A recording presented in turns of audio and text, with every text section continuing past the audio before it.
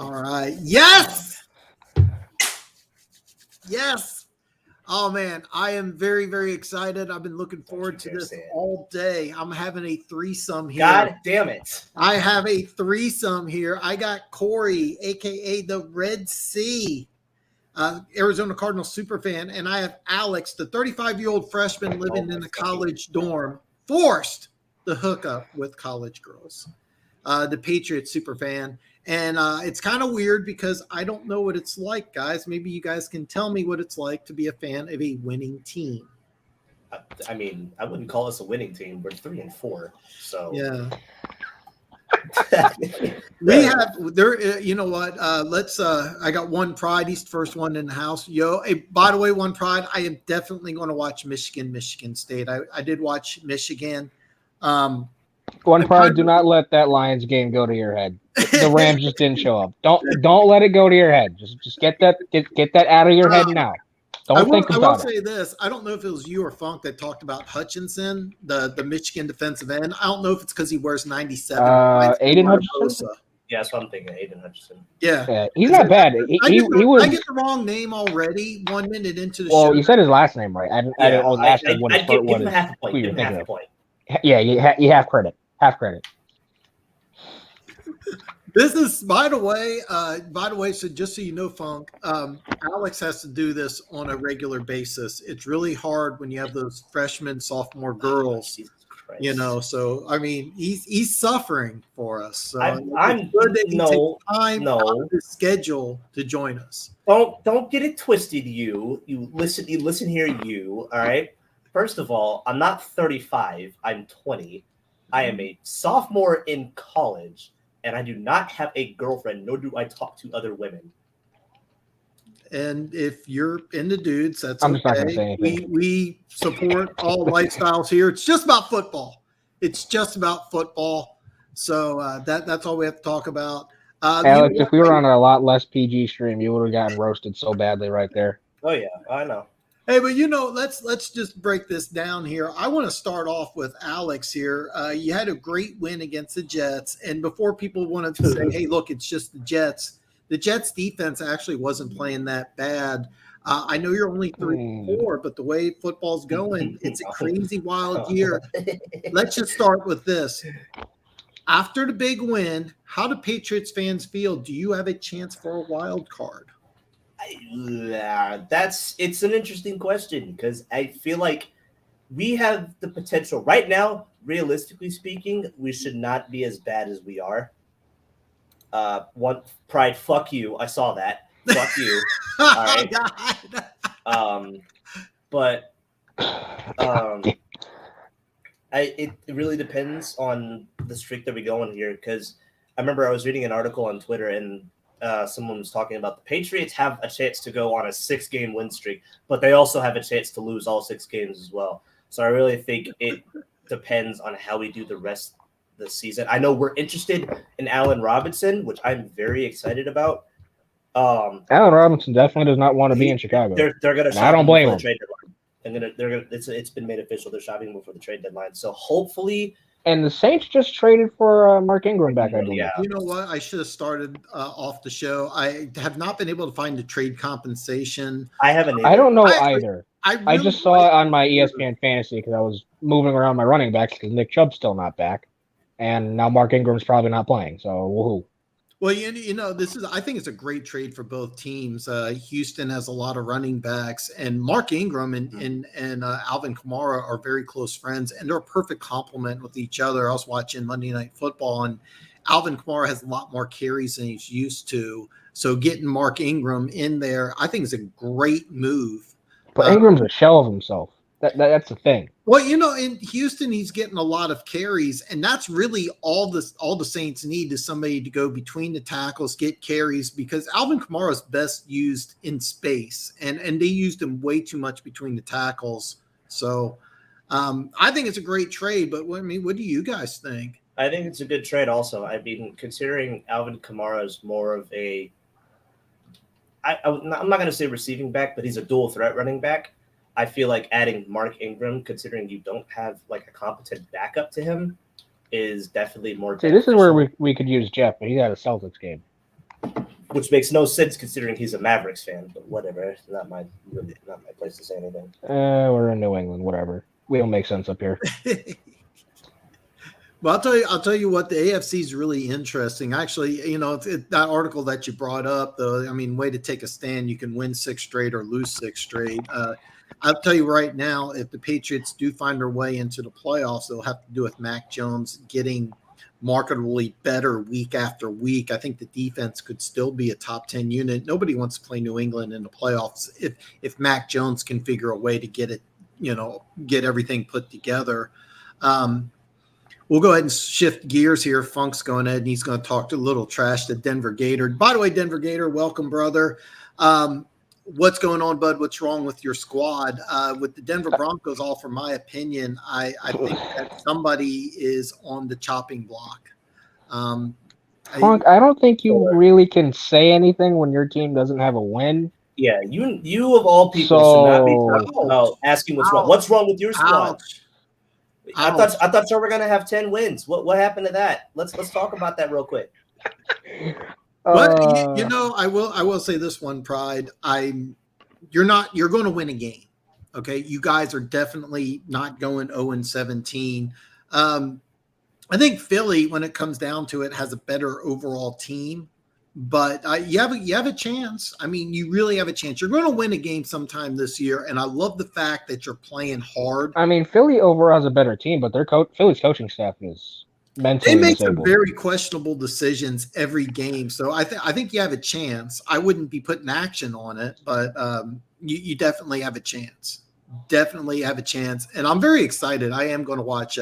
I finally get to watch Michigan and Michigan. I finally get to watch Michigan State play this weekend. I actually have off Saturday. I didn't take off for the game. I just took off Saturday. It's the first Saturday I've had off in a very long time. All right, and let's transition here to the NFC with the Cardinals going 7-0 and looking pretty good despite not having Rodney Hudson. I got to ask here, Corey. Are the Cardinals the best team in the NFC? I want to say yes because we're 7-0, and I really don't think I can say no. I mean, we've kicked the living shit out of the Rams. We kicked the living crap out of the Titans in Week 1. Beat the brakes off the Browns a couple of weeks ago. Like, we've been able to grind out wins against San Francisco, and we have luck on our side against Minnesota. Greg Joseph, you are the best kicker in the NFL. You can stay in Minnesota as long as you want. But like, we've just dominated everyone we've played, really. There's only really been one game where we didn't just flat out say, nah, we win. Except for the Niners game. Well, the Vikings game, really. All right. And Alex, what do you think here? I know that you're on board. Arizona Cardinals are the best team in the NFC, right? Yeah, pretty much. I mean, the only team, that's because they haven't played each other. The only team that can really, quote unquote, rival the Cardinals is the Bucs. And we're not going to know. And we won't play each other until the playoffs, exactly. Probably. Yeah, so there's no point in really comparing. I would not be surprised if we lose this week because we're minus J.J. Watt in this game.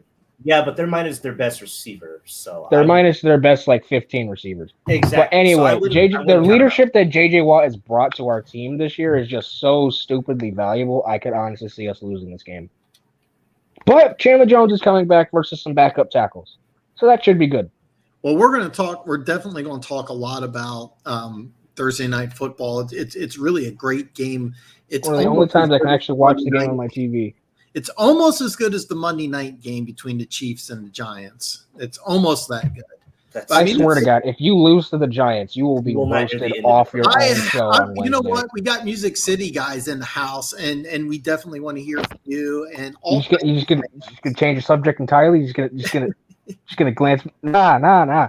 If the Giants beat the Chiefs, we got some things to talk about. If the Giants beat the Chiefs, it's actually you know what? Like, we can talk about the Chiefs right now. We can go ahead and change gears because I do want to talk a lot about Thursday Night Football, but I also want to talk about the AFC because I want to know who the best team in AFC is because both you guys think it's Arizona, and I think it's a great game, a great challenge. Arizona's an NFC team.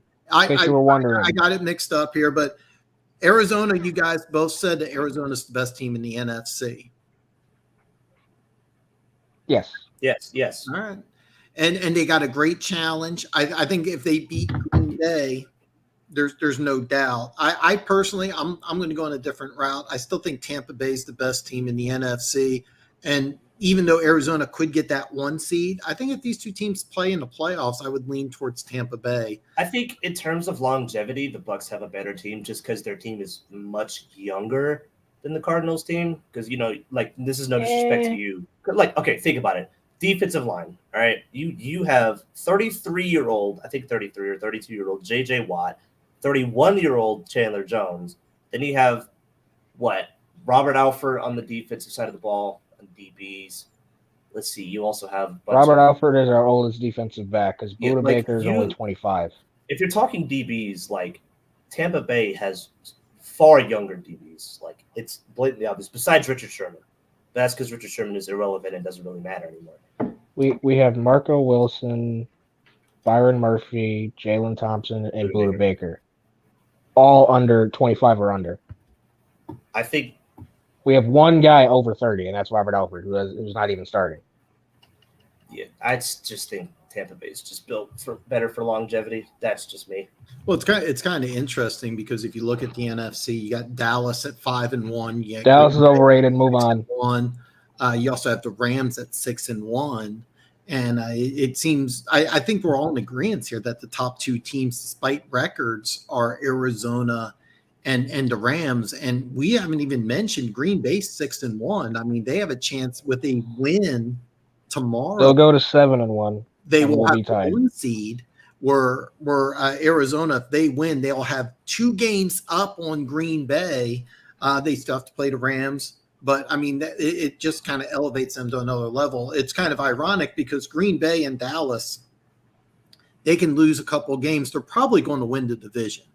I mean, it's pretty. NFC East is horrible. NFC North is horrible. Yeah. So they're going to win their divisions. I mean, the Saints with getting Ingram made a good move. I don't think they're really a threat to Tampa Bay to win the division. I don't think so. But just make the division interesting at least. But the Rams, on the other hand, that NFC West. I mean, I think they're 2 of the 3 best teams, but I think it's really interesting to both you guys. I was really expecting you guys to kind of disagree, but I was really surprised that Arizona.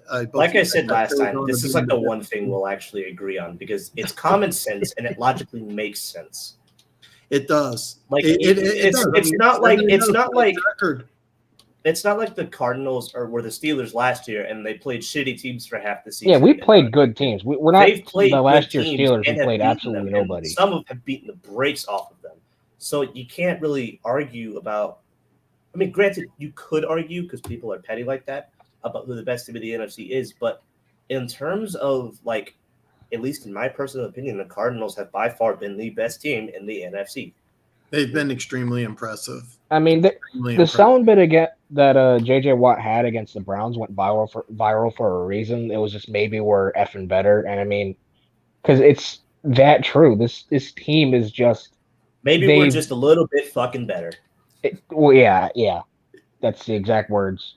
It's just like we've kicked the ever-living shit out of every playoff caliber team that we've played, and we get no credit for it. We're just like, oh, they won because of this. They won because of that. We beat the Titans because it was week 1. The Rams, honestly, the Rams weren't ready to play. The Browns were injured. Like what? Like, no. Like, if they had beaten us, they would have just been, oh, look how dominant they are. They beat a 3-0 team, like for the Rams, for example. And if the Browns beat us, they would have gotten all the praise, like, oh, they won with all these injuries. But when we beat them, it's like, oh, you beat an injured team. Congratulations. You did nothing. It's honestly, really stupid. I'm starting to really start to think about that with the Packers, to be honest. Because, like, the Packers played who? Packers are injured. Packers are hurt. They're injured, but they also played Washington, whose defense has been very disappointing this year. Washington's been horrible this year. I was expecting a lot more out of them, and they have been terrible. I agree completely. I did not think Dallas would win the division, and here we are, not even halfway through. And they're like, what, 3 games up? They're 3 games up. I mean, Washington's 2-5, Philly's 2-5, and New York's 2-5. Dallas, of course, is 5-1. But Music City guys entered the conversation. I'd love to hear from Music City guy. I'm going to go through some comments here. Sewell, and I didn't know about Sewell getting into a fight with Aaron Donald. I didn't know that man does not back down from that motherfucker. That was hilarious. Really? I was like, I was like, yeah, talk to him. Like, they were pretty much getting into it, and rather than like walking away, Panay got in that boy's face. I was like, okay, I like it. Okay, I like it. Sewell, was Donald on Sewell the whole game? I'm pretty sure, yeah. Did they use Donald as like an edge rusher that game? I think so. I don't remember the exact play that they ran, but I saw the two getting into it, and Panay Sewell was getting in Donald's face. I was like, okay, man. So I don't think you quite know who you're talking to, but I mean, hey, good for you. I respect it. And only other person I've seen do that is Trent Brown, who is sitting on injured reserve. Yeah, how'd that go for you? Shut up. Okay, Funk's got LA. Yeah, I agree with you. It's kind of weird, Funk. It's kind of weird because me and you are really agreeing on almost everything, which is very, very strange. And I'm very excited because I'm looking forward to Michigan and Michigan State. I'm really glad I finally have off on a Saturday. Now we got the NFC, and it sounds like we're pretty much in agreement. I mean, the NFC is really clear cut. We got some Titans fans in the house. I really want to hear from the Titans fans, but I want to hear from you guys. Alex, as a Patriots fan, I want to know, you're an AFC fan. I'm an AFC fan. And while we're both crushed, Kansas City isn't the best team in the AFC. Who is the best team in the AFC? First of all, let me go ahead and fix your statement. You are the only one who is crushed that Kansas City is not the best team in the AFC. I am happy as all hell. He is the happiest person alive. But if I want to keep it real, I'm gonna keep it real with you. It's honestly a two-way tie for me, and that's because I haven't seen Buffalo play in about a week because they were on a bye. But I like the Bengals. I gotta say it. I like the Bengals. I did not expect them to. I did not I expected them to lose. Honestly, that's what I expected because I'm expecting. Okay, Lamar's gonna run over their defense Didn't they put up like 30 points in the fourth quarter or something? Yeah. It was ridiculous. Jamar Chase had over 200 plus yards receiving 201 in that one game against a guy who thinks he's one of the best DBs in the nation, which he's not. Marlon Humphrey. But I like the Bengals. I got it. They're like either number one or number two for me. Other team is obviously the Bills, but then again, they were on a bye last week, so I haven't seen them play in a week. So I can't really say much, but it's Buffalo or Cincinnati. They look fantastic this year. All right, Buffalo or Cincinnati. I personally have three teams. No Tennessee. And Corey, you agree? I have a lot of teams, honestly, because the AFC is just like, I remember watching I think First Take. I want to say First Take, probably not First Take, so don't quote me. It was Nick Wright, and it was just like his tier list of the week, and the title was perfect. It was AFC Logjam, because that's what the AFC is right now. Because we're just so used to the Chiefs being, oh hey, Chiefs are number one, everybody else fall in line. Now we're just like, the Chiefs aren't number one. What do we do? Wait, how does this work? It's weird. Like, Buffalo's up there, the Titans are up there after beating the Chiefs and Buffalo. Cincy's up there after demolishing Baltimore. Baltimore and the Chargers are no joke. It's just, the AFC is just this giant logjam right now. I can't pick out one team and say they're the best, honestly. If I had to, though, I'd probably lean towards the Chargers, only because I trust Justin Herbert. Wow. Okay. A lot. So kind of the dark horse. Yeah. Like, I kind of have them as that dark horse who will kind of sneak in, not as a division winner, I wouldn't imagine, in the AFC West, if Kansas City figures out who the hell they are. And they're going to do damage in the playoffs. They're going to do some big damage. They got a quality defense, and Justin Herbert's not going nowhere for the next 15 years. Well, I think he's not going nowhere. West is going to be really interesting. You can have Herbert and Mahomes battling it out for the next several years. It's going to be a lot of fun. Definitely. Broncos end up with a quarterback that's not Teddy Bridgewater. Oh, hey, the best quarterback in AFC West may be Derek Carr. It's kind of funny. The Raiders right now are tied for the best division or the best record in AFC. We didn't even mention the Raiders. That's I don't actually believe true. in Like, them. Well, The ever problem. since John Gruden left, I'm pretty sure they've won every single game. They have. They've gone 2-0. And Have they gone 2-0 or are they 2-1? Blitz predicts right here. He had a video. He picked Cincinnati to cover 6.5, and that was his game of the week that he bet on. I told him I wasn't sure about it because it was in Baltimore.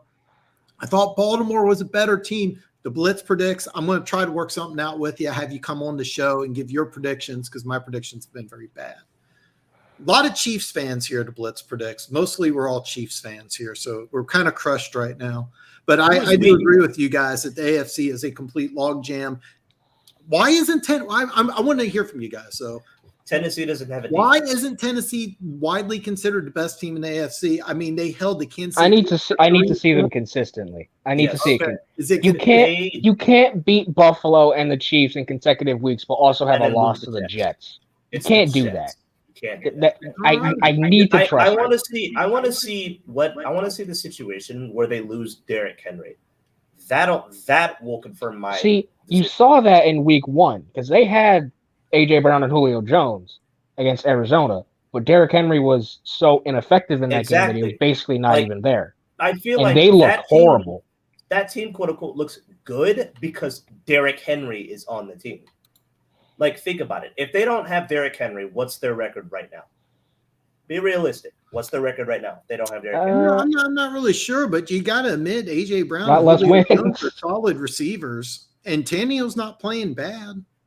But you see, he can play action to Derrick Henry, and you saw it against you saw it for an entire game against your Chiefs.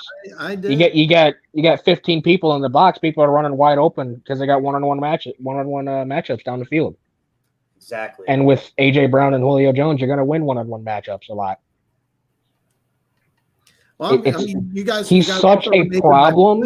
Maybe Tennessee is the best team. The Blitz predicts here. He says the Bills, but didn't Tennessee just beat Buffalo? Well, see, the thing is, take Derrick Henry out of the game. Yeah, this is take Derrick Henry out of the game and then see what happens. Arizona had surprisingly had the corners and the pass rush to get after Tannehill, knock him off balance, and we'll put him on the ground, and then get pass breakups. Byron Murphy, Isaiah Simmons, Buda Baker are all flying around in that game. So Arizona had the defense to take care of him. Consider the fact that Derrick Henry is the sole person carrying that team. It's not Julio like Julio was in Atlanta.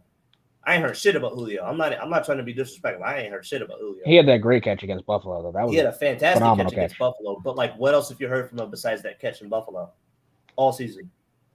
I know he's been a little. Did he have a touchdown? But I mean, I'm kind of just throwing some stuff out there. And then I'm kind of surprised that we get in the comments section. A lot of people are still high on Buffalo. I mean, that team is just. The team's good. I'm not saying Buffalo is bad. It's just like the AFC is just a giant logjam. There's a lot of teams that can make the playoffs. Chargers, Ravens, Bengals, Chiefs, Bills. There's so many teams that you could consider for the best in the AFC. I'm gonna go on a little rant here about my team. Yes, we're 3-4. Like, first of all, if we fix our defense and adjust, because we lost Jonathan Jones for the season, so we're down a slot corner. We made a couple signings today. I know we signed Brian Poole to the practice squad. We signed another corner to the practice squad. Signed James Frentz to the 53-man roster. But if we can fix our defense, that's one thing slightly improved. If Mac Jones can really settle in and start, actually playing and not solely relying on the coaching, because the coaching has been one reason why we've lost some games. Like the way he played against the Jets. If he plays like that against almost any other team, we'd probably win a few more games. I still don't see us being a playoff team quite yet. I don't see it unless something big happens and now we're just magically the best team in the AFC. But I don't see that at all. Well, I mean, I think we all agree that, there's a difference of opinion with the AFC. The AFC is really a lot more fun than the NFC, where the NFC looks. Well, the NFC's teams are just so hurt. I mean, basically you have almost every division except the NFC West won. I mean, the AFC West is going to be very interesting. The AFC North is a lot of fun right now. It does look like Tennessee's going to win, and no disrespect, Alex. It looks like Buffalo will win and Tennessee will win. But then who's going to be in a wild card? And the teams that do make the wild card, you have possible all the AFC West teams, possible wild card teams. Little fun fact. Well, someone from the AFC North's getting in, probably Cleveland. You could have Cleveland. Well, Cleveland and whoever does Cleveland, Baltimore, and Cincinnati. They're probably. Don't write out Pittsburgh. A little fun fact: of all the teams in the AFC, only AFC that have played 7 games points is actually the Denver Broncos. They get Jerry Jeudy back. It's just a fun time. To be a football fan, because if you're an AFC fan, unless you're a fan of Houston or Jacksonville or the Jets, Dolphins too. All right. So, yeah, Miami's pretty bad. You only have 4 teams out of the 16 that are really out of the playoffs, and we're halfway through the season. I mean, the NFC basically Philly, Giants, Washington. You know what? And here's the thing: all those teams have a chance for the playoffs. I mean, right now. You have because San Francisco and Seattle are so injured. That's really the only reason that they have shots. NFC that are pretty much locked in as of right now. You got the Rams and the Cardinals, the Saints at 4-2. You have Tampa Bay, you have Green Bay, and you have Dallas. I just named 6 playoff teams. The rest of the teams in there. 7th might be either Minnesota or Chicago. Minnesota has potential to do that. Minnesota probably. It's a 4-way battle today, right now, for that 7th spot. And it would be Minnesota, it would be Chicago, it would be Atlanta, and it would be does anyone know the timeline for Russ? Because if he gets back, he has to go perfect. I've heard different things. Originally, it was supposed to be about another month. Now it looks like another 2 to 3 weeks. That's not enough time. But they're 2-5. They'll have 6 losses by then, probably. Because what are they? 2-4 right now. They're 2-5. They're in a tough. Oh, they're doing Jesus Christ. He's not going to have enough time. And Music City guy, the Bengals defense is playing lights out. Everybody's talking about their offense, but what's made the Bengals a good team is that defense, and the defense has played really lights out. Jerry Jacobs did a very good job against Chase. Nick Wright. I have a soft spot for Nick Wright.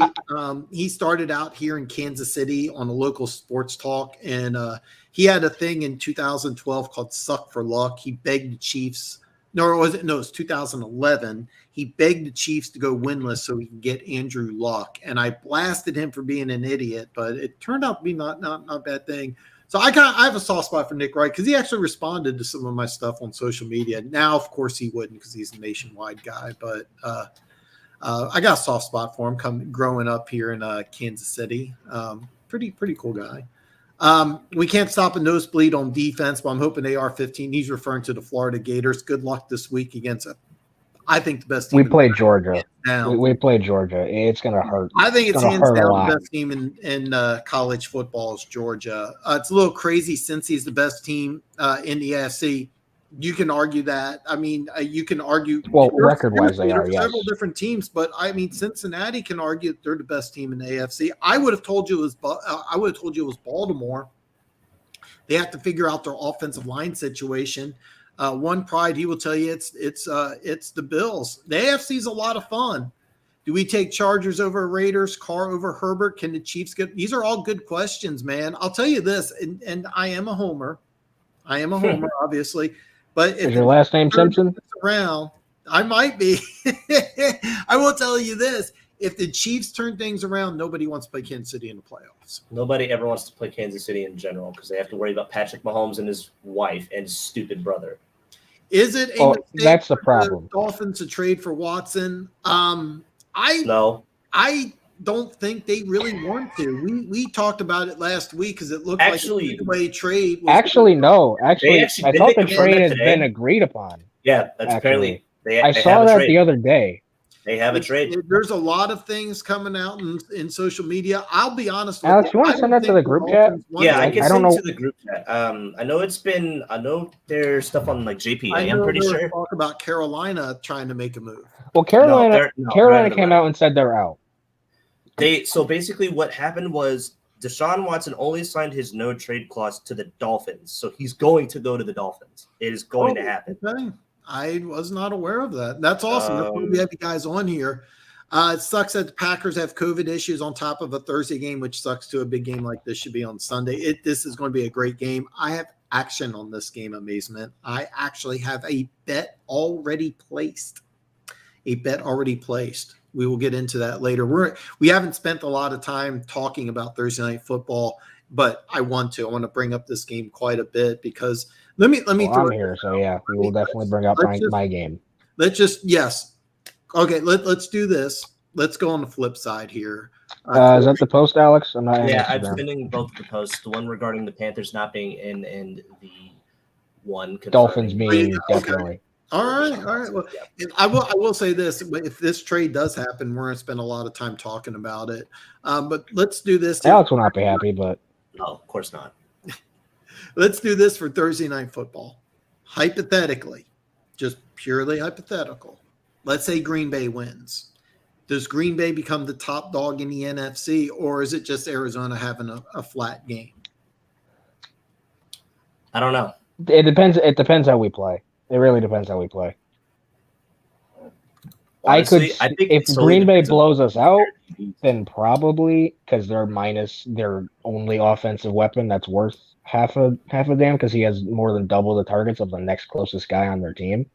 Actually, no, he has more targets and catches than everyone else combined. That's pretty sad. And yet San Francisco didn't figure out how to cover him in the final 20 seconds. I think it's 10 out of 10 defense. I think when it comes down to it, it's going to come down to the defense to see how both of those perform. Because you all know our defense Packers have been known to sell on defense. Looking at you, Kevin King, you're still on the team. I think he's out, though. I think he's out. Well, I have to admit, I have no idea if Whitley Merciless or Javon Smith is going to play, but I do like. I got another name wrong, but I do like the fact that Green Bay's adding talent to that defense. I think that's really just going to help out. So, Amazement brings up a good point. Titans won that game only because Josh Allen fell. Watch the Colts shock him. I do think this will be a good game. I think the Colts are a scary team because the defense is solid. I have a huge man crush on Jonathan Taylor. This is a powerful running back with amazing speed. I absolutely love watching this guy play. If Carson Wentz can go back to his MVP season type style, that's going to be a problem. That Carson Wentz was a big problem in the NFC. You got Carson. I can say because I played him. Solid offensive line, and I think really, to be honest with you, one of the 5 best running backs in football. I mean, you have to understand he's in division with Derrick Henry. But I mean, Jonathan Taylor's a beast. Well, we got Derrick Henry, Nick Chubb, Zeke, Saquon. If you're Kamara. About just this year, Desean Harris is the top 10 back this year. Right now, I would put Jonathan Taylor in the top 5. I haven't done my list. Of course, Derrick Henry's number 1. Well, yeah, Derrick Henry's number 1. I have a question for you, Dan. This is me coming from a Patriots fan who obviously thinks otherwise. But do you think Desean Harris is a top 15 back in the league? Did you say 15? Top 15. Absolutely. I actually think he could be top 10. I love Desean Harris. I love his game. I like that. When I watched him play at Bama, I thought he was like a tweener where he's like 210, 215, where he's not really a power back, but he doesn't have the speed to be like a 210-pound back in the NFL. It looks like he put on what I call the NFL 20, but I think he plays at like 220, 225, but he runs with speed and he runs with power. He's a lot of fun to watch. He's ranked as a top 10 back in yardage, I'm pretty sure. And Amazement, Friday when we break down the games, we're going to have a lot of fun, but I do have a Thursday night play for you. The Bills are blood. I don't know, Mike. I don't know. I don't know about blowout. It was a very close game. I've always said I thought the key with Buffalo was that you can run against them. Kansas City couldn't. Derrick Henry was able to, which I was kind of surprised about. Didn't Derrick Henry have like 140 yards and 3 touchdowns against Buffalo? Yeah. And now Buffalo's defense has gotten together. Drawing a blank on their first-round draft pick out of Miami. He's played lights out. Gregory Rousseau. Yeah. Oh, so, yeah, that was a guy Jalen Phillips who or sat Gregory out the Rousseau. year for COVID, so I didn't think he would come into the NFL ready to play. And he's done a fantastic job. If the Bills' defense can play solid against a run, they can make some plays in the secondary. The offense is lights out. I'll be honest, though. I mean, Tennessee did beat them. I don't know if I really agree with that because Tennessee, I think, can play well on the road. Keep in mind, it's never happened before. Running backs never run for 2,000 yards in back-to-back seasons. Can Derrick Henry get ready. Can Derrick Henry keep it up? I mean, look, how many touches did Derrick Henry have week 7? Is it 200 touches already? Yes. Derrick Henry is, I think, 300 or 200 yards ahead of the next running back in terms of yardage. Can he keep the pace up? That's he's that far ahead. That's what I'm saying. Like, this Titans team, I can't really say that they're the best because Derrick Henry exists. You take Derrick Henry away from that team, you take an entire chunk of the offense out. That's basically like the entire offense. Exactly. Like, yes, Ryan Tannehill did fucking wonders when he first came to Tennessee. You can't deny that. I'm sorry, you just can't. But like, I'm not saying it's interesting. I'm not saying he's great per se. He's good, but not great. He can get the job done when he needs to get the job done. That's what I'll say. Like, you won't lose because of Tannehill, but you probably won't win because of Tannehill. Well, it's the old saying: you have the truck and you have the trailer. And I, as well as Tannehill's played, he's obviously the trailer. He's not the truck that you're going to attach the team to. If you have Tennessee in a situation where they need to throw the ball 40, 50 times a game, you're not very confident. However, speaking of confidence in a quarterback, we have Denver Gator here. And we didn't even talk about this trade, but Flacco coming in to the Jets. Flacco MVP bucket for Denver Gator. That's monumental, Cap. Denver. Is Zach Wilson out for a while? Like, wait, what do the Patriots do with Zach Wilson? It's like 2 to 3 weeks. It's like 2 to 3 weeks. It's not that big of a deal. So Patrick Mahomes can easily overpass Zach Wilson for interceptions leads. Got it.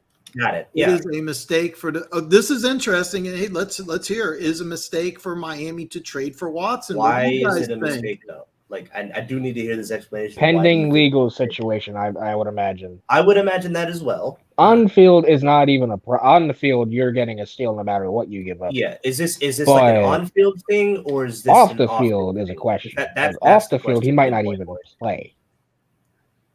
You know, I didn't even talk about this. I'm kind of bouncing all over the place. But if Arizona wins, regardless of whether it's 1 point or 20 points, do we have to say, hey, this is the best team in the NFC? I will admit, I was really surprised that both of you guys were on board on Arizona being the best team. Well, I'm an Arizona Cardinals fan. That's what you expect from me. You have to be. But I've watched this team dominate everybody we played. I would have to be. So let me answer. So basically, no matter what happens on Thursday night, that's what you're looking at. I think it depends on how they play. Like, if they play very well and lose a very good game, then they're still the best team in the NFC, in my opinion. They're the best team in the NFC and just had a bad day.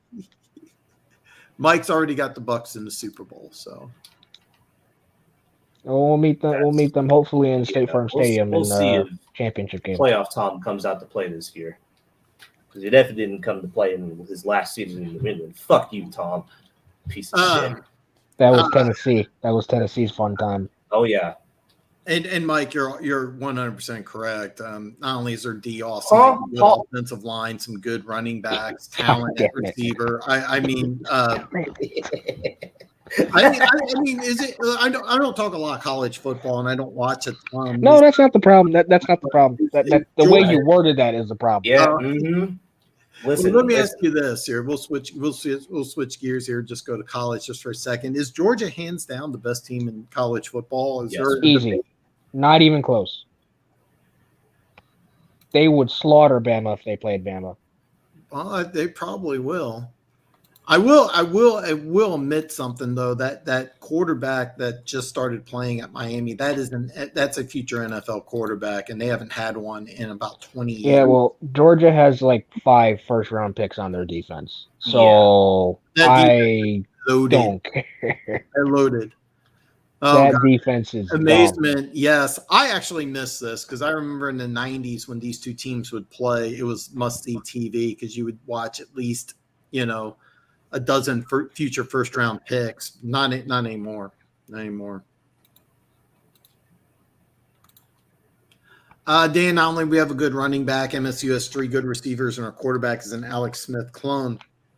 I know about your talent at receiver. I mean, you figured out a way. Your coach coming from Georgia has found a way to tap into the SEC pipeline of talent, and it's really caused Michigan State to be a lot better. I was surprised that they're a top 10 team. Even though I liked what I saw from Michigan, I don't think that they're a match for the SEC talent. I'm actually surprised that they're the number 16 in the country. I don't think they're a top 10 team. I haven't watched Michigan State play. So it still feels so weird not seeing Clemson even ranked. It's so weird. It is weird. Gators will be embarrassed. No defense in our starting quarterback. It's very vanilla. Disappointing.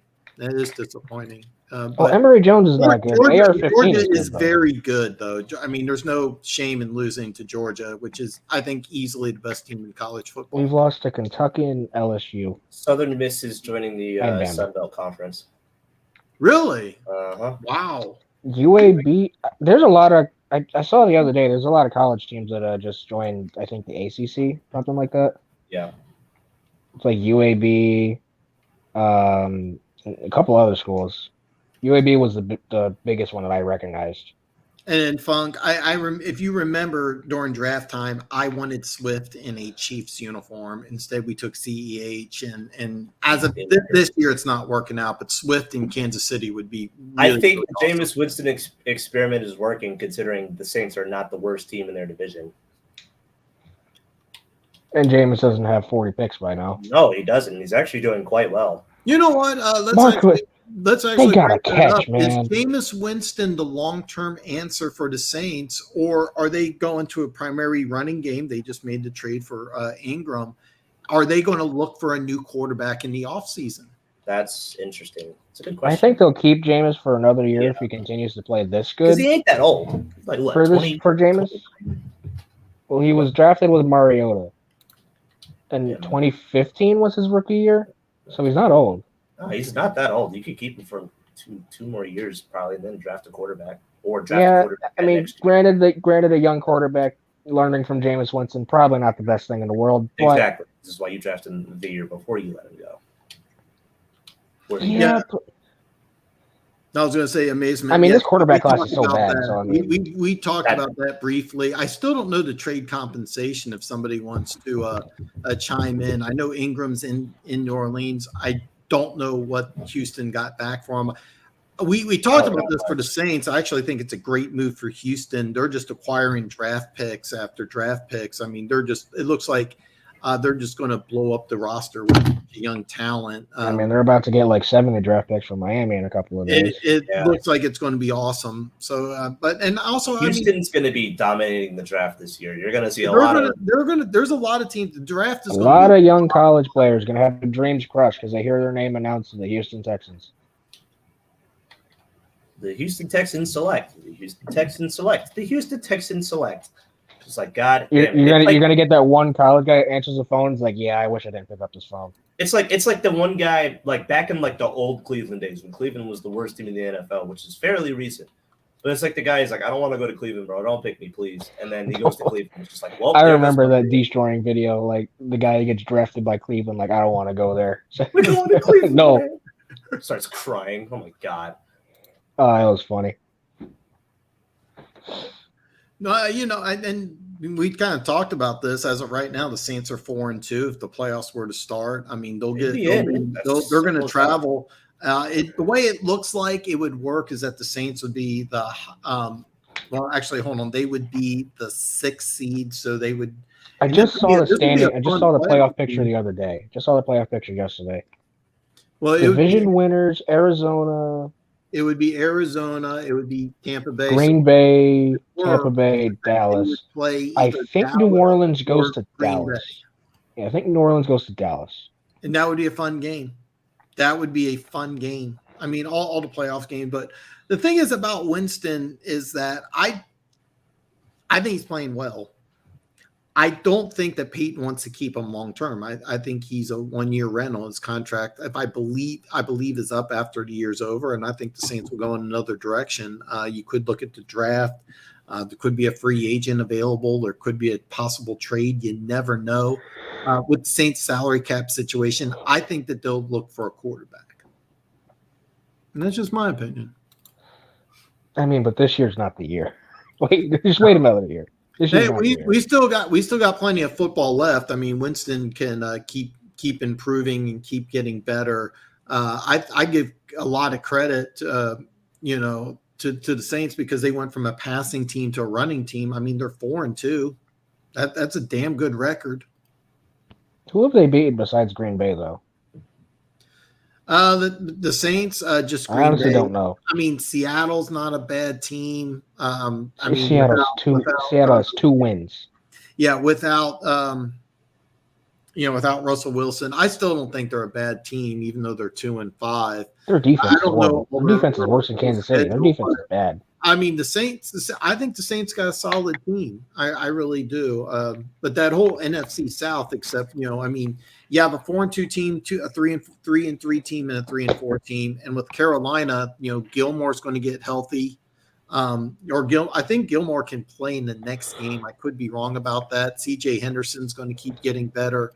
CMC. I mean, there's a lot of things that we could bring out about Carolina. Atlanta's an interesting team. Kyle Pitts is getting ready to play. They have a Hall of Fame quarterback. The defense is steadily improving. I mean, hey, we've got a lot of fun football to talk about, but let's talk about the big one here. We got Green Bay traveling to Arizona. And, hey, Corey, man, break us down here. What should we look at for this game? What's the key matchups? What's the key injuries? What are you looking for in this game? Well, we're missing our current best defensive player in J.J. Watt because he has like 20 pressures as a defensive lineman, which is ridiculous. It's going to be tough. It's going to be interesting because they have Aaron Jones still. And obviously Aaron Rodgers can beat you, but he doesn't have any weapons, so I don't know about that one. Aaron Jones is going to be the main problem. If we neutralize Aaron Jones, I think we'll be good because I don't trust the Packers defense, especially with how injured they are, missing their top 2 corners. I think one of their safeties and both pass rushers. So double Kenny Clark in the middle and win matchups versus Rashawn Gary. So offensively, I think we'll be good. Defensively, we gotta step up. Our middle of the defense got to step up without J.J. Watt. They gotta be there. Zaven Collins, Isaiah Simmons, Jordan Hicks. I need big games from you. Buda Baker on the back end with Jalen Thompson. You guys got to fly around and make Aaron Rodgers' life not so easy. Chandler Jones, go tackle 12. Go put him on ground. All right. Alex, how do you see this game breaking down? It's going to be, like I said earlier, it's going to be solely on whose defense is better, to be honest, because both of the offenses are very high-powered, but it's going to be like, okay, whose defense is going to perform worse and allow more points? Because, like, with the Cardinals, J.J. Watt's not there, and that's the leadership part gone. Middle of the defense has got to step up. Green Bay, your DB's got to not play like shit. And against Arizona's receivers, that's kind of... Yeah, exactly. Don't play like shit against Arizona's receivers. You got a guy who can do very well in one-on-one coverage. You got a quarterback who can scramble like 40 yards a fucking game if you wanted to. You got a guy who's really fast but can't run routes. You got AJ Green. You got Zach Ertz. Like you gotta. I'm not talking about Rondale Moore. Rondale Moore's not the fast guy who can't run. That's Andy. No. That's what I was talking about. Because like this is like I'm thinking all the receivers, not just Rondale and Hop and AJ Green. I'm thinking everybody. Like you got to worry about because even if Rondale goes down, hey, look, I can run fast. Throw it deep. I'll probably exactly. That's all Andy Isabella is. Go run fast. Right. That's he worked perfectly in Kansas City. You cannot deny that is a problem. Well, let me ask you this here. We got the line is Arizona is now a 6.5-point favorite, but right before we started getting people on, it fluctuated from 6.5 to 7. You may be able to find 7 some places. That's a big line. I know you guys don't do a lot of sports betting, but I'm here to tell you right now, 7's a big number, even for a home team. And over under, I find this to be surprising, and I want to hear what your opinion is. The over under is only 50.5. I think it's a low number. I know you guys aren't into sports betting, but we do got some gamblers here on the show. What is your opinion on both those numbers? Is 50.5 total points in the game? Yes. Over under is 50.5. It's going to be high. It's either going to be high scoring with. It's either going to be high scoring or one team's going to do a lot of the scoring. I don't see a low scoring. I don't see a really low scoring game. Me neither. So both 50.5, I could see that. I could see like both teams getting. Well, Arizona's only allowed over 20 once this season, so that's the thing. All right. And it was to Minnesota, because we just couldn't figure out how to stop Dalvin Cook until we hurt him, and then that's how you stop him. You injure him for the game. All right. I thought 50.5 was a little low, but traditionally Thursday night games are. Well, Arizona's playing at home, so that's good. They don't have to travel. And after this game, it gets a little easier for a couple of weeks until we play the Rams in Dallas again. So, because our schedule gets a little easier at this part of the season. We got San Francisco, Carolina, Indianapolis, and somebody else wiggled in here, I believe. Don't have my schedule in front of me, but I know this is where our easier games of the schedule are. I wouldn't call the Jags over Seattle an upset. Amazement. I really wouldn't. Well, Seattle's defense. I do want to touch base on these games that Amazement brings up, because I know he's in the sports betting. So these are games that he's interested in taking action on. But Alex, look, I got Green Bay 6.5-point dog, 50.5. Are any of these numbers standing out to you? No, not really, to be honest. I mean, I think that's another thing me and Gory will agree on. It's going to be one of two things. It's either going to be a high-scoring game with a lot of points, or it's going to be a low-scoring game like the Super Bowl was, where it's just literally whose defense is better. I honestly could see Green Bay winning. I could see that. So, because Green Bay's not bad. Green Bay's not a bad football team at all. You can't. They actually show up in week 1, and then they're undefeated right now. All right. But if Cincinnati's kicker can kick, that'd be great. They'd have another loss, but he can't. So, all right, we'll talk about these games here. Amazement, upset alerts, Pats over Chargers. I actually could very well see that. It could happen. Depends which Chargers you get. Ravens Chargers, or to get Browns Chargers. Jags over Seattle is definitely a possibility, as long as Geno Smith's the quarterback in Seattle. I think it also depends on hard to say them winning. Washington over Denver. With Jerry Jeudy coming back, I don't know, because the thing is that Washington's defense is just played awful. Look, when you lose your starting quarterback, I understood Washington's offense wasn't going to be that good. But I thought this unit was going to be a top 10 unit. I thought they had the best defensive line in football. I think they definitely gets on track and wins this game, especially with Jerry Jeudy coming back is a big deal, because Sanders and Sutton have played phenomenal. The issue really is with their offensive coordinator is Shermer just is not the right guy to coach this offense. This offense just looks like, when I watch Denver, and I keep saying this over and over again, it's like a Ferrari towing a boat. What Sanders are you talking about? I'm sorry?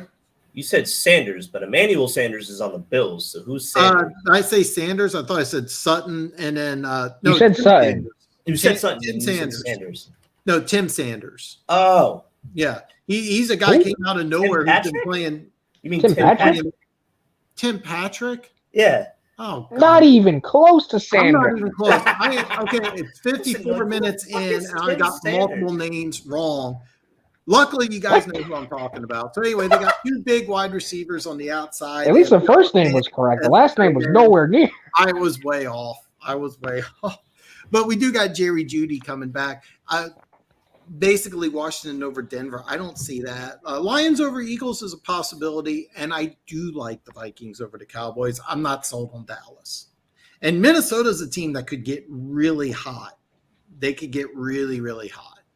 So all these, I like all of these to possibly hit. I know you're going to do a parlay.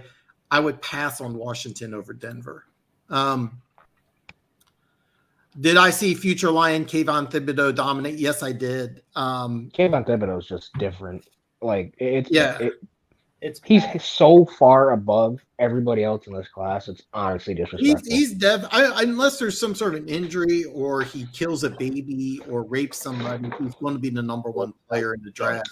Well, you see, you can't really say injury because he did get hurt against the game before the Ohio State game. Well, when I say injury, I'm talking something along the lines of Jalen Smith, where he had that terrible injury in the bowl game. I wouldn't be surprised if Thibodeau hangs it up if Oregon's out of the national championship picture, which as of right now, I think when Oregon's good, semi in it. Well, but it would surprise me if Thibodeau hangs it up, just like Nick Bosa did. Like the number 1 team in college football, good. Pass on to 7, take the over. Just my thoughts. Interesting that you say that, Funk. It depends, really. It depends if our defense shows up. Our defense shows up to play, Adams this could get out of hand real bad. Devontae Adams is out. Allen Lazard, Devontae Adams are out. Mm-hmm. MVS is questionable because he's still hurt. So that's your top 3 receivers gone. Bakhtiari is still out. Josh Myers, our center, is still out.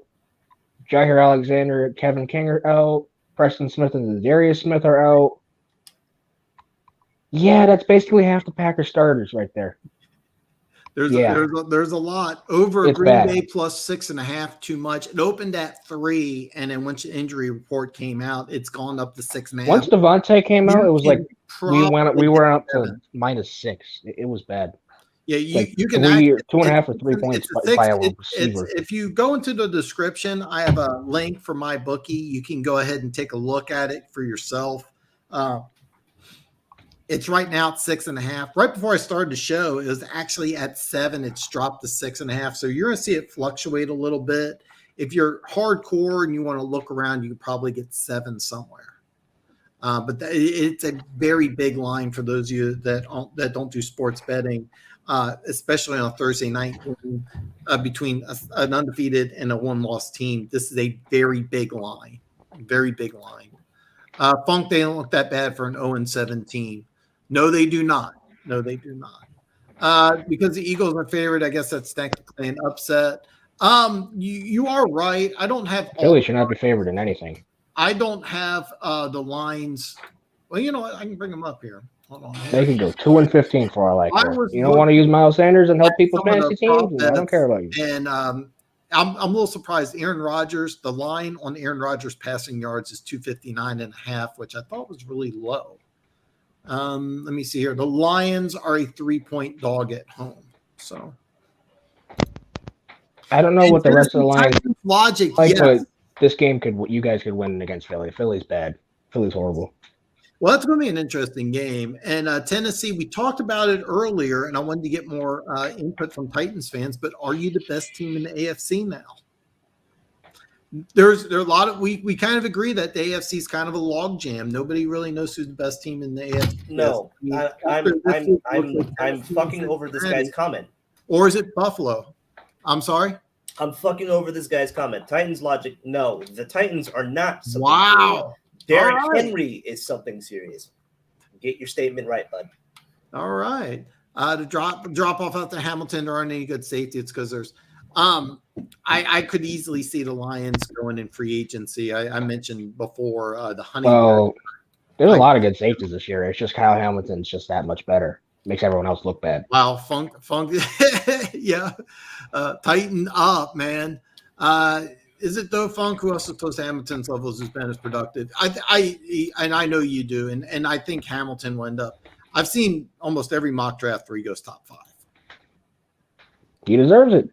He does. He does. Name If the last Thibodeau didn't exist, he would be the best defensive player in the draft. Hamilton, my point, Cine and Battle are two solid safeties. Other guys too. Another safety Paxton Hill, Jaquan Brisker. That's really debatable, but I mean, I think in this draft, because you don't have a lot of good quarterbacks, I did see a mock draft where is it Mark or Matt Corral, the Ole Miss quarterback, is Matt Corral. I don't see that happening. I don't see him going number one. I like his game, but I don't see him going number one. I would be shocked if I don't even know if he's going to come out, to be perfectly honest. He may want to stay at Ole Miss for another year. But isn't he a senior, though? I thought he was a sophomore. I actually don't. No, Corral can't be that young. Hold on. I will go look, actually. Yeah, check it out. But yeah, this the good news is for the Lions is that there's some really good defensive players in this draft. Hopefully one of those will, if Kansas City doesn't turn it around, hopefully one of them will drop Kansas City. I like Arizona big. Rodgers is a front runner. Once Packers get down, he'll fold up. Arizona wins comfortable. Amazement. That's very ironic. Matt Corral is a redshirt junior. Redshirt junior. Okay, so I mean it's debatable if he's going to come out or not. So I'm going to release my play for Thursday Night Football here, which is completely different than amazement. I have action on Green Bay in 6.5. It wouldn't surprise me if Arizona wins, but I think there's no way that this isn't a close game. I think Arizona in Green Bay will play close. Rodney Hudson being gone on the offensive line is a big loss.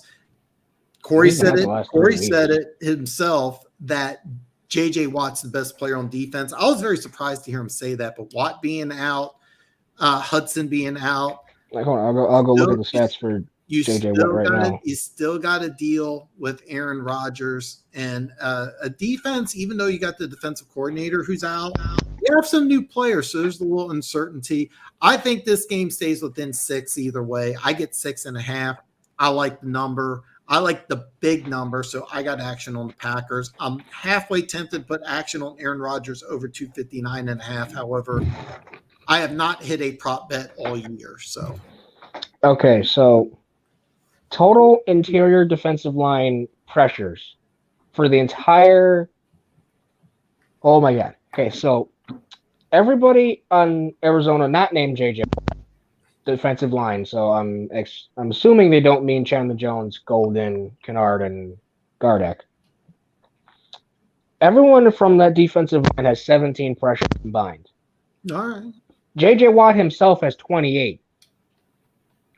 Wow. I had no idea it was that big of a number. I'll be honest with you. I was very surprised to hear you say that J.J. Watt was the best player on that defense. That's why I'm saying he's the best player. I was shocked. Second best would probably be Budda Baker, and then probably Chandler Jones because he had 5 sacks in the first game, which is but he's hard been to do. Quiet ever since then. He's been quiet ever since, and he's been hurt. He's been out for COVID the last 2 weeks, so it's hard for him to be the best player when he's not on the field. Well, I have to admit that I have a soft spot. Isaiah Simmons played high school 10 minutes from me. I have a soft spot for Isaiah. Well, I mean, Isaiah Simmons love the way he's our best linebacker. I love the way he's been playing. I absolutely love the way he's been playing, and I love the way you guys are using him very creatively as an inside linebacker. I think that his potential is just through the roof. I expect him to get used to it. Just put a safety in Darrell Washington's body, and you're good. That's Isaiah Simmons. And I just want to let you know, I'm not just saying this because you've been my guest for the last couple of weeks. I wouldn't be surprised if Arizona wins. I just see a close game. I could see a 27. I wouldn't be surprised if they win. I'll be a lot happier if they win, obviously. But I would not be shocked if they lose to Aaron Rodgers. And it's not really a shame to lose to one of the greatest quarterbacks ever. So no, it's not. You have a short week. You have a Hall of Fame quarterback. You have a center and J.J. Watt out. I could see everything kind of lining up for a Green Bay win, but if I can get 6.5, I would have passed on this game at 3 or 3.5, but 6.5, I felt very. I just can't wait to see the narratives. If Arizona wins, it'll be the Packers are too injured to play. You know, if the Packers had this, that, and that, this, him, and them, they would steamroll Arizona. But if the Packers beat Arizona, it'll be the Packers beat an undefeated team. When they were so injured, you just get to know everything they do. It's really ridiculous. Tennessee Titans logic. Watt is out. That was kind of the reason why.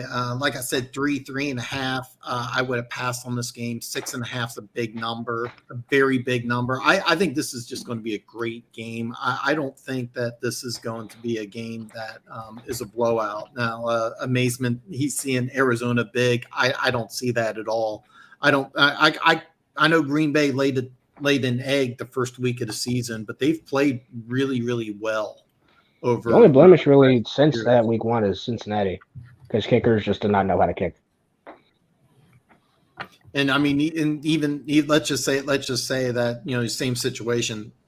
I get 6.5. I mean, and by the way, if you really want to put action on the game, you may be able to get 7. I'm using my bookie, so I got 6.5. However, before I started the show, it was at 7, and it bounced back down to 6.5. And if I've had any luck doing prop bets, I would take Rodgers over 259.5, despite having the receivers out. He throws screen passes. You got some tight ends. Robert Tonyan and Aaron Jones are going to be a lot of the Packers' offense tomorrow. Hamilton is my guy. That's why I want us to pick it too. You're going to need. Well, you pick at 1, you get the best edge rusher. You pick it 2, you get the best safety. It depends what you want. Well, I mean, it's going to really be a question of who picks where. I mean, you have the Alabama tackle. I can't remember his name off the top. Evan Neal. Aaron Veal. I've seen. I even told you the name, and you missed. Aaron Neal.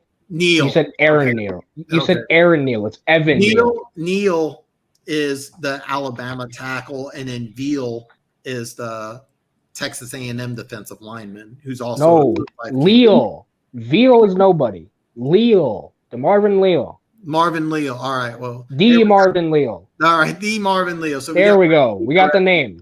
5 tries later. We got the name. I get names wrong. But everybody knows it's definitely cocaine, ladies and gentlemen. So here's what we got. The Alabama tackle, if Jacksonville picks, that could be the pick. So you may be able to get them at 3, 4, or even 5. Another name I may get wrong here, but Derek Stingley, you got it. Corner. First try. I may get one right every now and then. He's a junior, but that doesn't count. Before the season started, a lot of people thought he could go as high as 1, which I don't think we can take a corner number 1 in the draft. But now it's clearly Thibodeau. Stingley could really get up there pretty high. I mean, there's a lot of things that could happen, but I don't think you need to get at 2 to get Hamilton. Is my point. But I will say this: you're not going to trade up for Hamilton, but if he falls, let's say 4 or 5, and that's where you may pick at. You could get him. You could do a variety of different things, but I know you got man crush on him.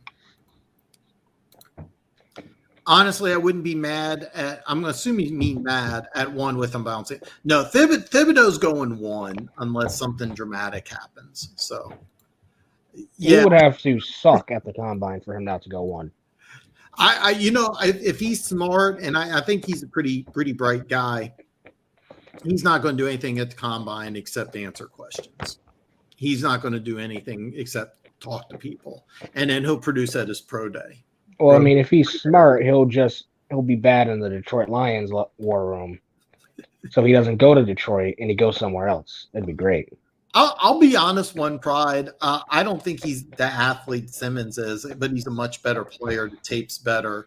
Simmons was just a freak of nature as an athlete. You said he's 6'4", 220. I don't think he's going to measure that way. And Hamilton's another guy look right now. Go to the combine and just may answer questions. He may not even do a thing there. So, not really. Kyle Hamilton, 6'4", 220. That's the way he's listed. I've heard people say that, but hey, he's an Aries. We're gonna have to see what he measures at the combine. I want to see the number because I could see him measuring at the combine and being like 6'3", 205 or something. Well, from what he's listed at, he's 6'4", 220, and he runs like a 4.3. That's what ridiculous. He's listed as. And there's a lot of times a player's listed at one thing and he gets a combine and he's something completely different. And so I want to see the combine numbers because I don't think he's that big. But if he is, I mean, yeah, he's built though. He's not. He's a fun. He's player. He's like all 6'4". He's that traditional like 6'4" that's built. It's not like 6'4" and he's just thin. like say like AJ Green would be. Yeah, he looks like I don't think he's 6'4", 220. We're gonna find out at the combine. But not really. I see more the ability to play free safety in Hamilton, but the two of them on the field would be nasty. It'll be interesting to see whatever team drafts him. It'll be very interesting to see how they use him. Are they going to use him like Jamal Adams, or are they going to use him like the Honey Badger, or are they going to use him like Minkah Fitzpatrick? I mean, it'll be interesting to see what type of team he goes to. But yeah, and that's kind of my point too. At 6'2", 210, that's plenty of size. I don't buy that he's 6'4", 220. I want to see him at the combine. I want to see what his numbers are. Yeah, I assuming this is what you're talking about with 6'4", 220. I don't see that, but I could be wrong. I got Connor on my fantasy team. This is actually an excellent question for Corey here. I got Connor on my team. Hopefully on the ball, hopefully in a lead where Connor gets most carries. Hey, Corey, man, help Amazement out here. Is this the right move? Connor will probably score more touchdowns than Chase Edmonds will. Right. Probably won't have as many yards, so it depends what kind of league you're in. Because James, okay, so this is our goal line offense, and I want you to tell me how to stop it because I don't know. You got jumbo package. I'm just gonna go with the jumbo package. DeAndre Hopkins out wide, only receiver on the field, technically. You got our offensive line, which is top 10. Zach Ertz coming in at tight end. You got James Conner in the backfield who can bowl over and get 1 yard for a touchdown. But the problem is if you overcommit to stop James Conner, ask Jacksonville and Tennessee how that goes. Kyler Murray keeps the ball, runs around for a walk-in touchdown. Please inform me how you stop this, because I don't know. Like, if I was playing against this in Madden, I would be miserable on the goal line. And then we got another question here. I got Kirk on the bench. Should I start him? I'm starting him because I have no receivers. So depends who you have at receiver. I love this kid coming out of Texas A&M. I have a major man crush on him. I actually thought honestly, Fitz really hurt his career more than it helped him because Fitz took up the slot role, and Christian Kirk now playing in the slot is just thriving. I was kind of surprised because I actually thought that Arizona may trade him, try to move him, but I mean, he's really carving a niche for himself. But I honestly hope we pay him because I want to keep his offense the way it is. Yeah, I don't see how you can. I mean, keep in mind, when Kyler Murray's contract comes up, you're gonna have to give him a fortune. And Christian Kirk. I still gotta find that. I still gotta find the interview. Still gotta find the interview and send it to you. We'll see what happens, but he's going. Christian Kirk's somebody who I think could make a lot of money in free agency. I loved him playing that. Well, the thing is, I don't know if he's going to ask for a lot of money because this is his home team. He went to Saguaro High School. I hope I'm saying that right. Probably not. Which is like 15 minutes away from State Farm. Born in Scottsdale, raised in Scott. Like Arizona picked for a good couple of years. They picked a lot of Arizona-born players. I don't know if he was born in Arizona, but Kyler Murray played high school ball in Texas. No, Kyler's from Texas. Oh, okay. I'm talking about Kirk.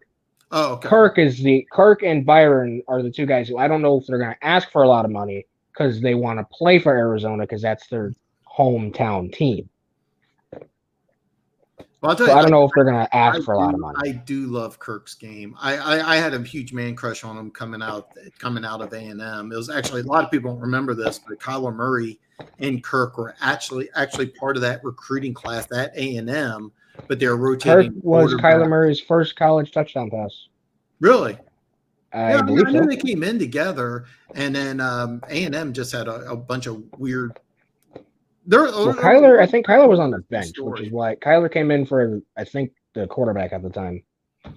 There was a bunch of weird stuff going on at A&M. They had a bunch of players just leave. The coach who coached, Johnny Manziel to the Heisman, he got a big raise when Manziel won the Heisman, and had some really great recruiting classes, but he had dozens of players leave, and he ended up leaving as well.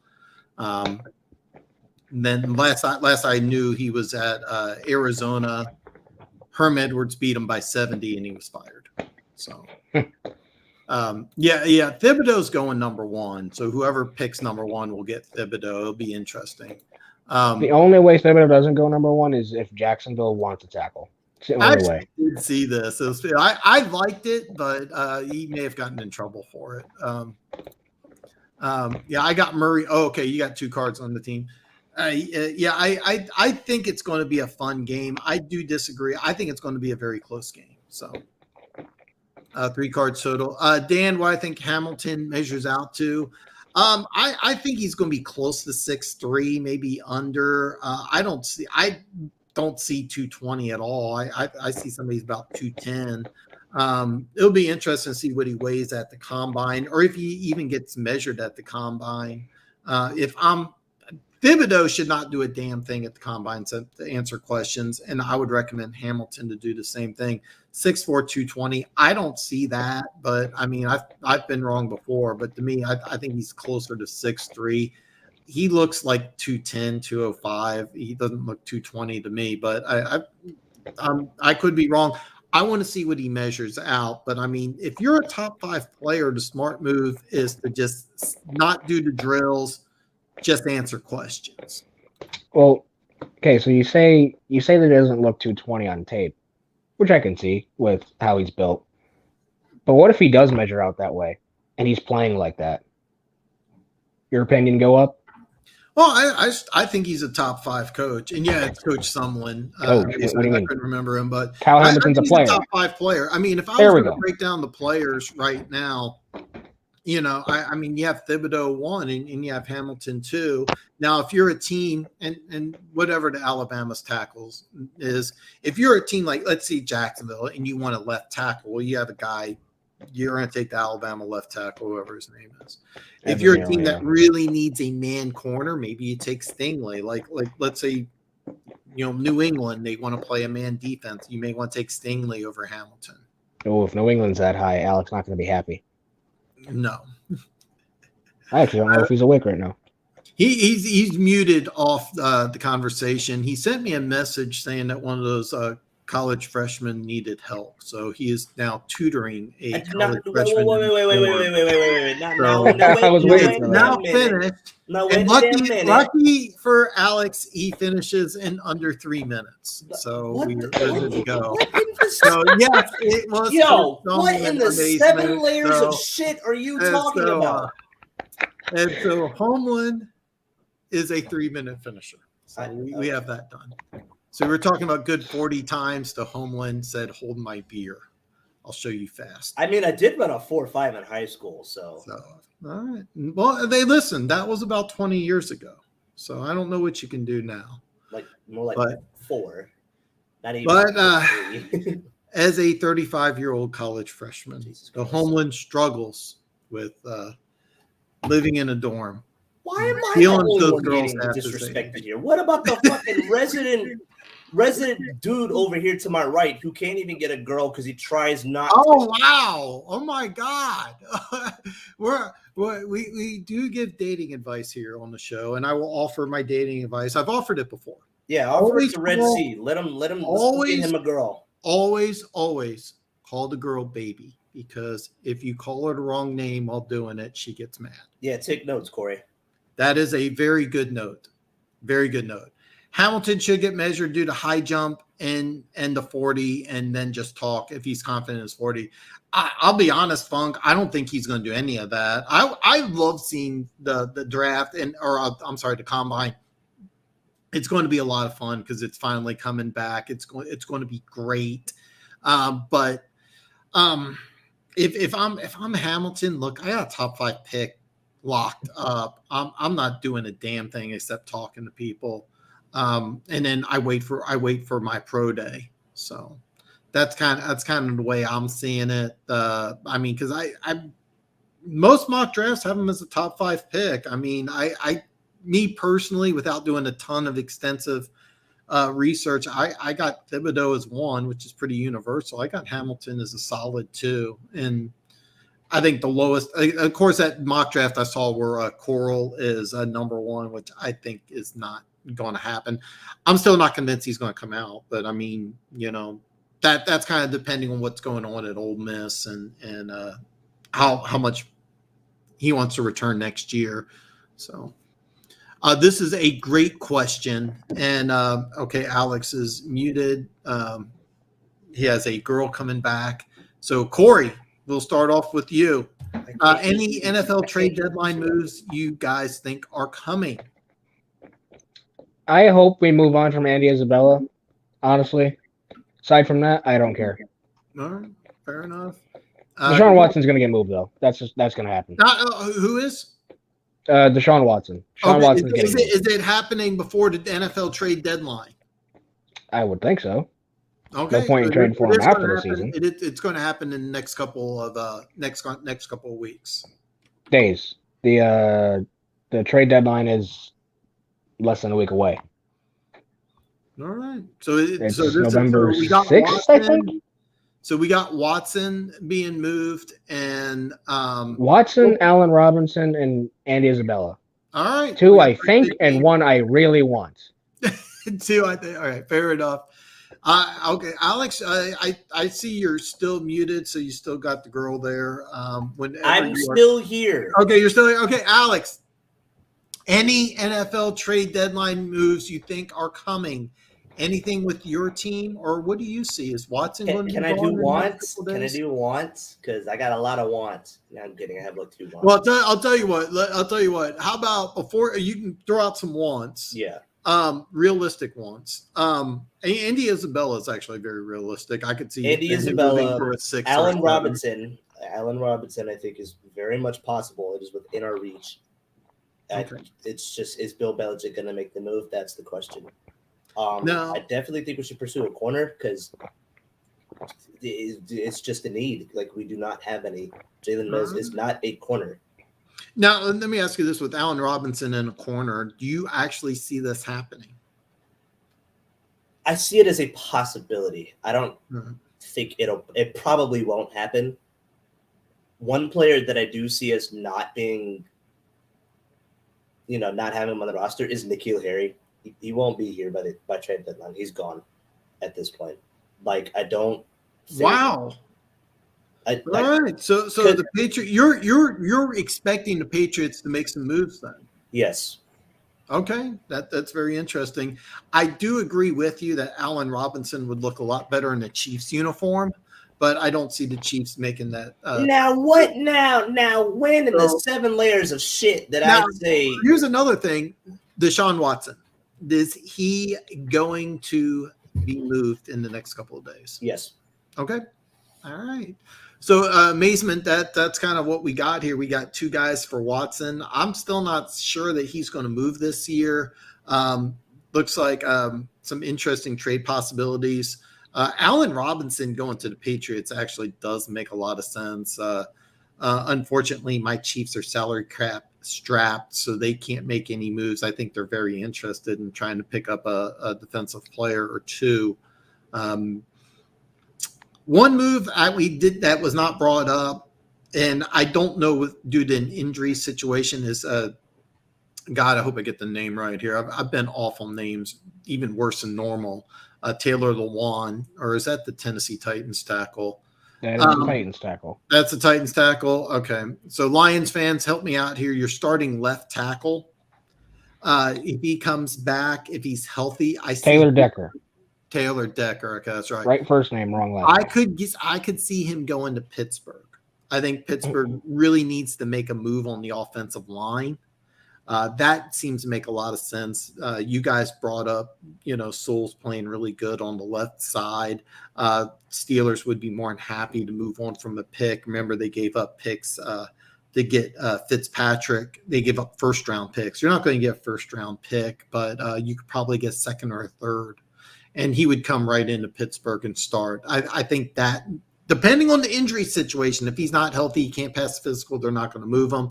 I could see that happening.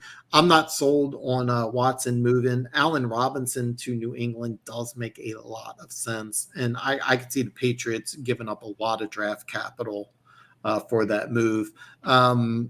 maybe a player. I don't see Belichick really wanting to give up a player. I think Belichick would be more than happy to give up a draft pick for a player like Allen Robinson. Very underrated receiver. Very underrated receiver.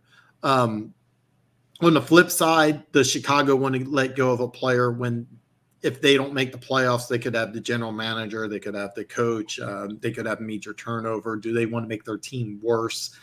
That's technically still in a wild card race. Well, the thing is, Allen Robinson does not want to be there. No, he does not. But Allen Robinson's probably forcing his way out because he wants nothing to do with them. It's been confirmed that the Bears are looking to shop him before the trade deadline, so he won't be there by next week. Well, I think it'd be interesting if they could get a player in return. But I really could see that happening. I mean, New England's tried for a long time to get a receiver. They may be able to ship N'Keal Harry out, which a player I absolutely loved coming out of college. It's very disappointing he hasn't played better.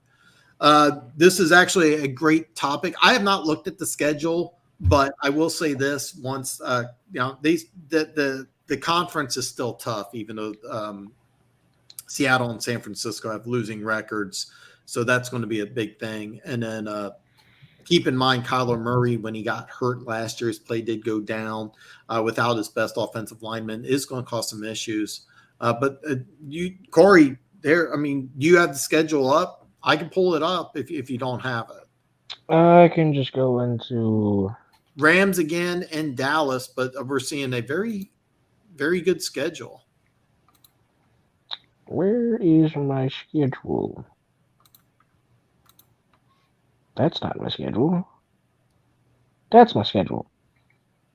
So after this Thursday night game, we would go to San Francisco, host Carolina, go to Seattle, then our bye week, and then Chicago, Rams, Lions, Colts on Christmas, Dallas, and then home for Seattle.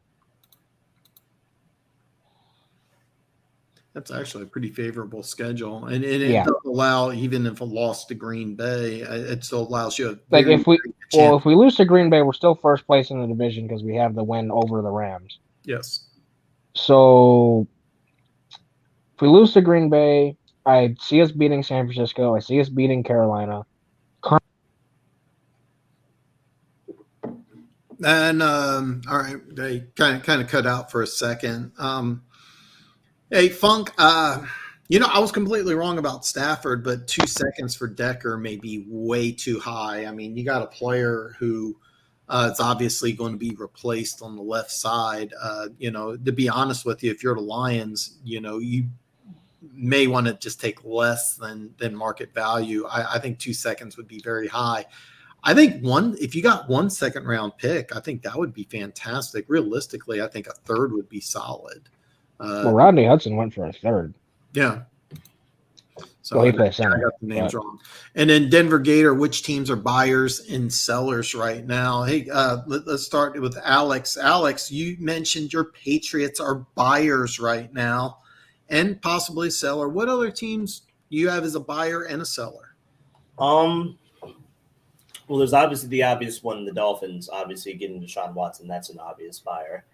But another team that I could see doing some trading is honestly the Raiders. I feel like the Raiders have I can't name the players off the top of my head, but they just have players that have just been very underwhelming and haven't produced for the past couple of years. It's maybe this is, it's best that we send you somewhere else.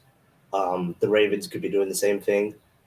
Maybe trying to get a player that can come in when somebody goes down, because I know their offensive line situation is pretty bad. Chiefs, you need help, so I could see them doing it too. You need help on the defense. You just do. I do agree with that, but I can tell you for a fact the Chiefs are salary cap hindered right now. If it wasn't, I wonder why that is.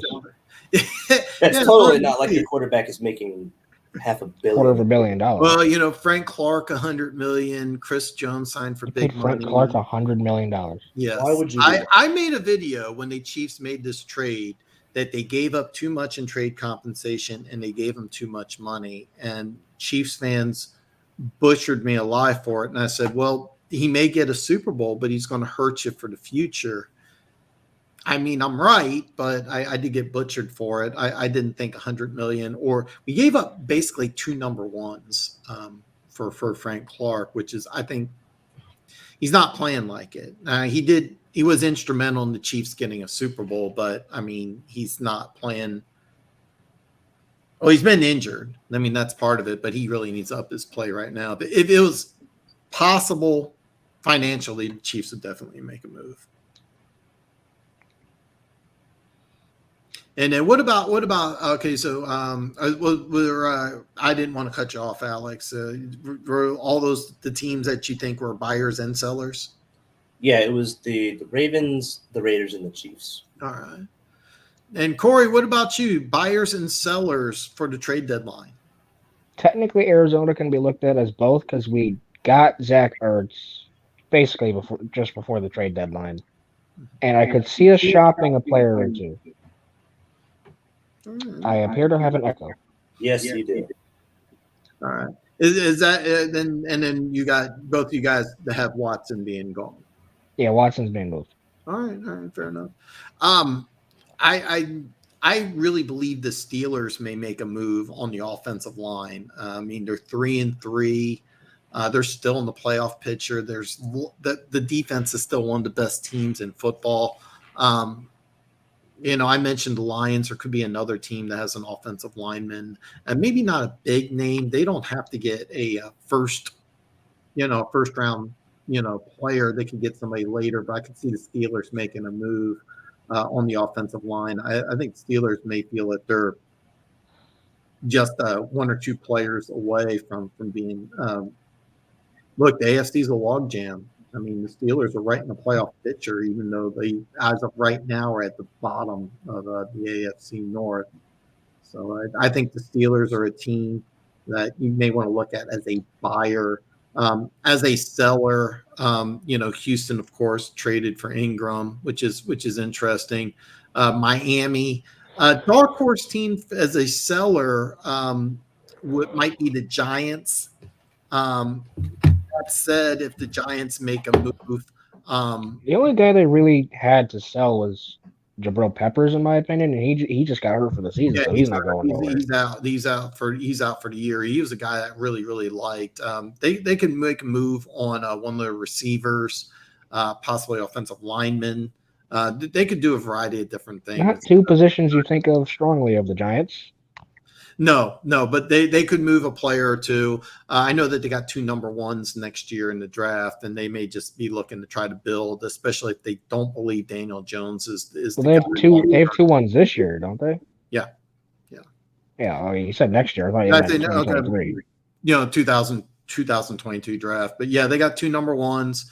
If they don't believe Daniel Jones is the guy, I don't think that they want to go in free agency. I actually thought Desean Watson going to the Giants would make a lot of sense, but I think that they're willing to ride Daniel Jones out for this year, but I don't see that being the long-term answer. So I could see them trying to move players out to get some more draft capital.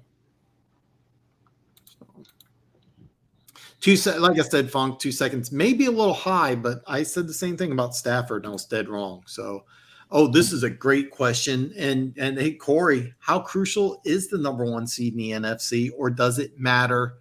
Same for the AFC. You do the NFC, and then Alex, you handle the AFC. Alex, you want to go first in this one? Can I actually do both? Knock yourself out, man. I mean, obviously, you can obviously get Corey's opinion on it. Both ways. Okay, that's not what I meant. But anyways, in the AFC, I think it's not as important because it's important, obviously, because it obviously means you get that bye. Cool. But at the same time, I don't think it's as important.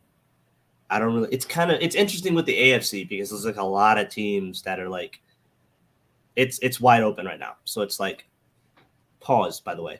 But like the playoffs are like wide open. Like there's a number of teams that can go to the playoffs. With the NFC, I think it's important, especially in the Cardinals situation, that they maintain that number 1 seed. Because for all you know, you could fall to a wild card game and have to play the Bucks, and you're going to lose probably. Wow. And knowing you of all people do not want to have a one and done, Corey, because you do it in Madden every single time. You're just like, oh, well, see you later. Have a nice day. And then the Bucks always win. Wow. That was interesting trash talk. All right. So doesn't matter on the AFC, does matter on the NFC. Corey, I wouldn't say it doesn't matter. It just doesn't matter as much. Fair enough. Man, Corey, what do you think here? I think he's tired. Yeah. The NFC, it really doesn't matter because Arizona loses 2 games and they're not only not the first seed no more, they're not the first seed in their division, so they're a wild card team, road wild card team, and that's going to be tough to bounce back from. Number 1 seed, I still got Arizona right now because if we beat Green Bay, we're going to cruise through the back half of our schedule pretty handedly, at least where I stand right now. So, honestly, if we could get home field advantage and not have to go to Lambeau Field, go to Tampa Bay, go to these places where we probably would not be very well liked, I would greatly appreciate that. Greatly appreciate that. All right, that's fair enough here. I actually didn't think about it because I think in the NFC, I think the Rams and Tampa Bay could easily travel, but Arizona getting the 1 seed I could see is huge. I think in the AFC, it really doesn't matter. And the reason why I say this is Kansas City was 8-0 on the road last year. Kansas City can travel. Tennessee, because you have Derrick Henry, they can travel. Buffalo, I think, can travel, even though they're more of a passing team, but they play in Buffalo, which is kind of strange because normally a team that's passing wants to be either in a dome or play, in decent weather. Of course, Buffalo, you never know what the weather's going to be like in Buffalo. Nobody's brought it up yet, but the Raiders in Vegas, that would be a lot of fun as a 1 seed if they do get the 1 seed. Cincinnati, is that a home field advantage or is it too much pressure? I don't think Cincinnati's a great home field advantage, even though the fans are just going nuts. Turn on social media and look up Bengals fans. They are going nuts. Arrowhead Stadium, even though it's traditionally a tough place to play, teams have been. Is anyone going to play there this year? Yeah.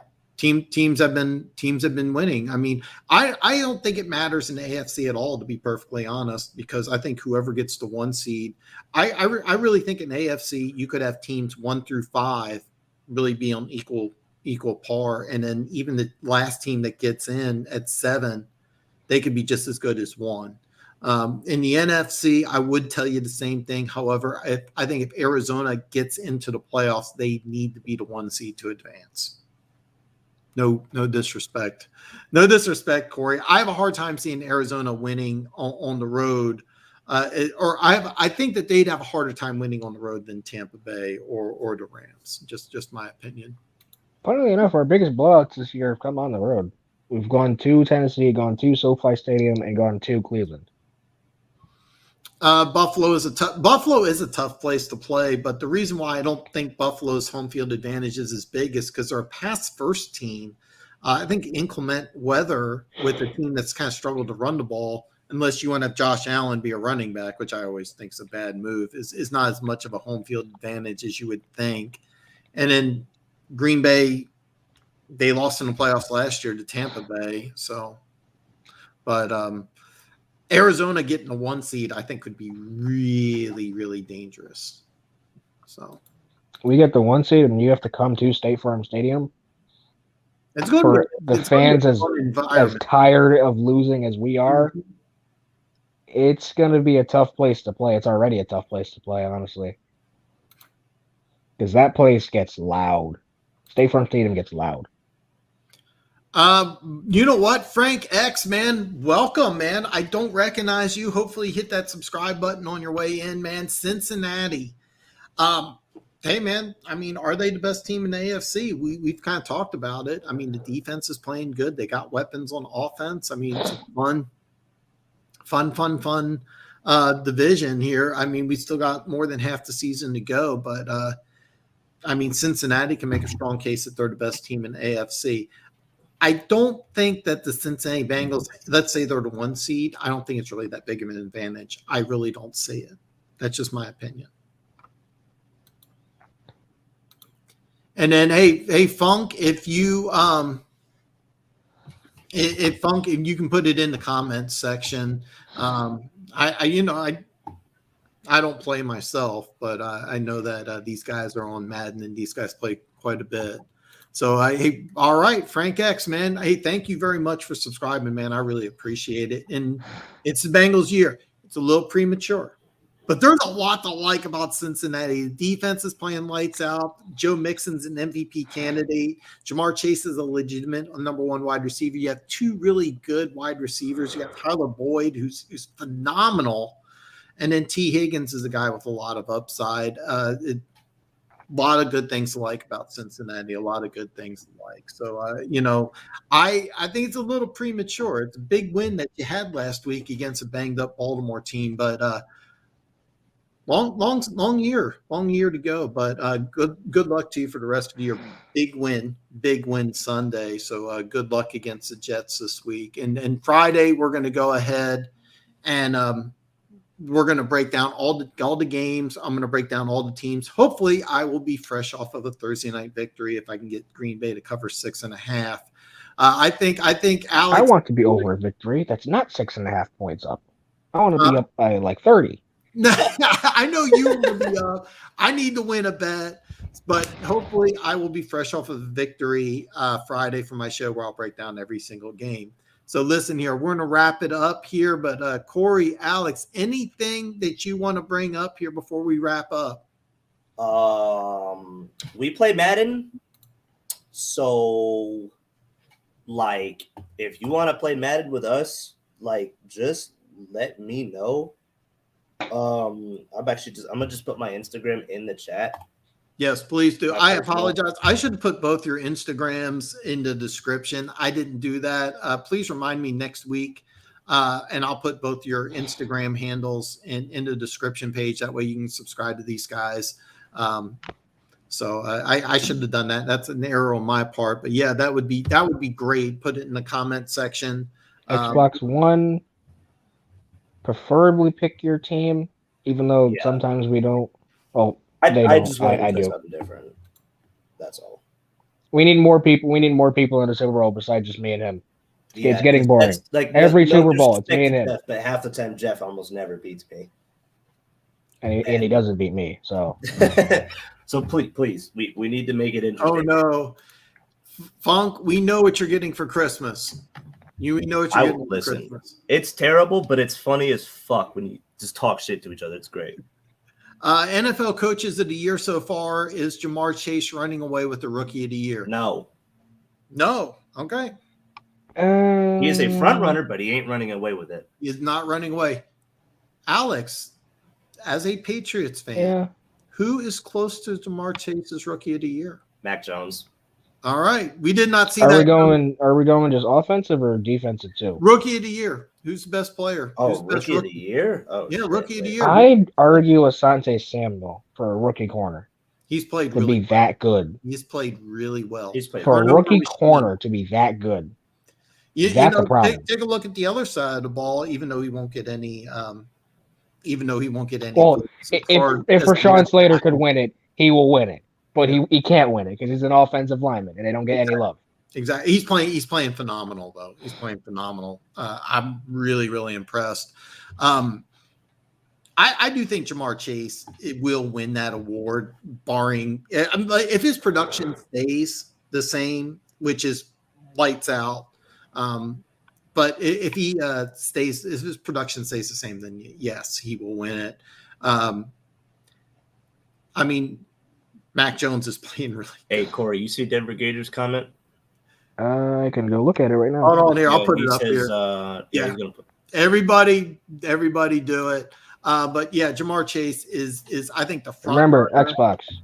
is the front runner, and I think he'll win it. NFL Coach of the Year, that's a tough one. I mean, you can go Kingsbury, which that's a good one. Sean McDermott, Mike Vrabel, Zach Taylor. I mean, I can name several different coaches that you could throw out there. I think it's too soon to tell. I think there's so many.